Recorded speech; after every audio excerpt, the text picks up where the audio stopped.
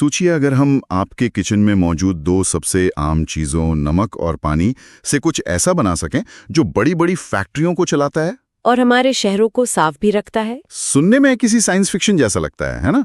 पर यह बिल्कुल सच है और आज हम इसी रासायनिक प्रक्रिया की तह तक चलेंगे। हाँ, आज हम बात करने वाले हैं क्लोर एल्कली प्रक्रिया की। तो हमारा मकसद ये समझना है कि ये प्रक्रिया है क्या, कैसे काम करती है और इसके जो उत्पाद हैं वो इतने ज़रूरी क्यों हैं। बिल्कुल।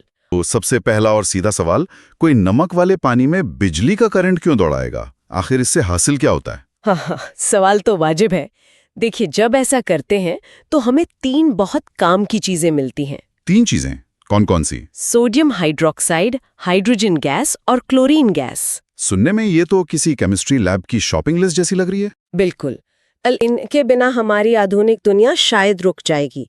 सोडियम हाइड्रोक्साइड को ही ले लीजिए, ये साबुन और डिटर्जेंट का एक मुख्य हिस्सा है। अच्छा। हाँ, और सिर्फ वही नहीं, कागज बनाने की जो प्रक्रिया है उसमें भी इसका बड़ा रोल है। मतलब हमारे घरों में साबुन, हमारे हाथ में अखबार, ये सब कहीं ना कहीं इससे जुड़े हुए हैं। और ये तो बस एक उत्पाद की बात हुई। दूसरा है क्लोरीन गैस। क्लोरीन का नाम तो सुना है। हाँ। पानी साफ करने में इस्तेमाल होती है ना? एकदम सही।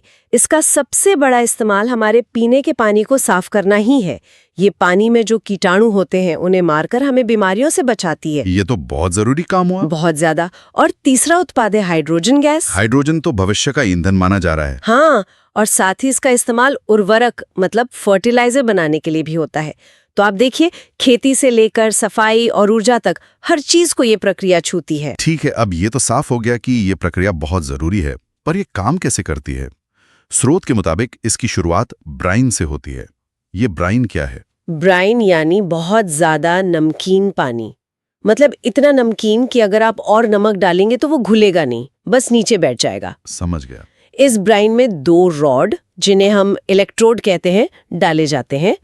एक होता है एनोड, जो बैटरी के पॉजिटिव सिरे से जुड़ा होता है, और दूसरा कैथोड, जो नेगेटिव सिरे से। सही है। बिल्कुल। और फिर बस स्विच ऑन करना होता है। और फिर करंट दौड़ते ही आयनों का एक तरह का डांस शुरू हो जाता है। एकदम सही शब्द है। नमक यानी NaCl टूटकर पॉजिटिव सोडियम आयन और नेगेटिव क्लोराइड आयन में बढ़ जाता है। और पानी का क्या होता है? पानी यानी H2O वो भी टूटता है पॉजिटिव हाइड्रोजन आयन और नेगेटिव हाइड्रोक्साइड आयन में। तो अब हमारे पास 4 तरह के आयन हैं। तो जो एनोड है, जो पॉजिटिव चार्ज वाला है, उसकी तरफ नेगेटिव आयन जाएंगे। बिल्कुल। नेगेटिव चार्ज वाले क्लोराइड आयन एनोड की ओर भागते हैं। वहां पहुंचकर वो अपने अतिरिक्त इलेक्ट्रॉन खो देते हैं। और इलेक्ट्रॉन खोते ही वो क्लोरीन गैस बन जाते हैं। एकदम सही। और केमिस्ट्री में इसी इलेक्ट्रॉन खोने को ऑक्सीकरण या ऑक्सीडेशन कहते हैं। अच्छा, तो एनोड पर क्लोरीन गैस बन गई, तो मैं अंदाजा लगा सकता हूं कि नेगेटिव कैथोड पर कुछ पॉजिटिव आकर्षित हो रहा होगा। सही अंदाजा है। पॉजिटिव चार्ज वाले हाइड्रोजन आयन नेगेटिव कैथोड की ओर जाते हैं और वहां जाकर इलेक्ट्रॉन ले लेते हैं। हाँ, वो उन इलेक्ट्रॉनों को ले लेते हैं और हाइड्रोजन गैस में बदल जाते हैं। इस प्रक्रिया को अपचयन या रिडक्शन कहते हैं। अच्छा। 1 मिनट, यहाँ एक सवाल है। घोल में सोडियम और हाइड्रोजन दोनों पॉजिटिव आयन हैं, तो कैथोड पर सिर्फ हाइड्रोजन ही क्यों जाता है, सोडियम क्यों नहीं? बहुत बढ़िया सवाल है।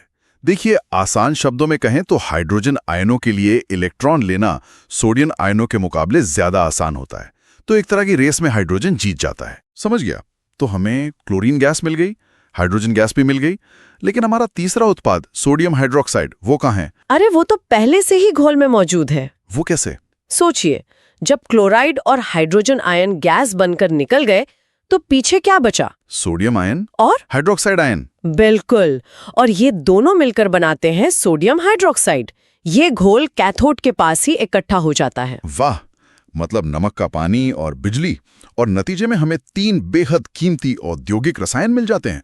ये प्रक्रिया जितनी सरल दिखती है उतनी ही असरदार है। इसकी खूबसूरती यही है। ये दिखाती है कि कैसे बिजली का इस्तेमाल करके हम साधारण चीजों को तोड़कर बहुत मूल्यवान उत्पादों में बदल सकते हैं। तो आज की चर्चा का सार यही है कि एक बहुत ही सीधी प्रक्रिया से हमारी इंडस्ट्री की 3 बहुत जरूरी चीजें बनती हैं। हाँ, और अंत में एक विचार छोड़ते हैं। हमने बात की कि इस प्रक्रिया में बहुत बिजली लगती है। हाँ, ये एक बड़ा मुद्दा है। तो जैसे जैसे दुनिया स्वच्छ ऊर्जा की तरफ बढ़ रही है, ये सोचना जरूरी हो जाता है कि हमारी इंडस्ट्री की नींव रखने वाली इन प्रक्रियाओं को भविष्य में कैसे बदलना होगा। इन्हें पर्यावरण के लिहाज से और बेहतर कैसे बनाया जा सकता है।